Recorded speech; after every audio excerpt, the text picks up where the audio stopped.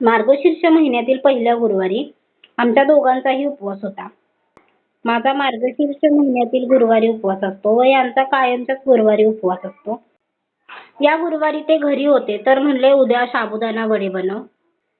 आदल्या दिवशीच रात्री मी साबुदाणा भिजत घातला होता. वड्यासाठी साबुदाणा भिजवताना पाणी थोडं कमी वापरायचं म्हणजे वडे कुरकुरीत होतात. इथे भिजवलेला साबुदाणा मी एका मोठ्या भांड्यात घेतलेला आहे. पहिल्यांदा हाताने त्याला चुरून घ्यायचा म्हणजे साबुदाणा तेलात फुटत नाही. पहिल्यांदा त्याच्यात शिजवलेले 3 बटाटे बारीक खिसणीने खिसून मी घातलेले आहेत. 3 मिरच्या चिरून घातलेल्या आहेत. तुम्ही ठेचा बनवूनही घालू शकता. चवीनुसार मीठ व 6 ते 7 चमचे शेंगदाण्याचं कूट टाकलेलं आहे. सर्व साहित्य साबूमध्ये मिक्स करून घ्यायचं.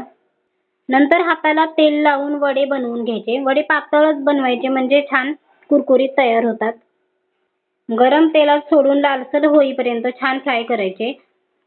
वडे फ्राय करताना गॅस हा मीडियम ठेवायचा. व्हिडिओ आवडला तर लाईक, शेअर आणि सबस्क्राईब नक्की करा. इथे लालसर रंगावरती वडे छान फ्राय झालेले आहेत. नारळाची चटणी किंवा दही तुम्ही कशाबरोबरही खाऊ शकता. इथे मी दह्याबरोबर घेतलेले आहेत. इथे वडा तोडूनही दाखवलेला आहे. झाला आहे ना छान.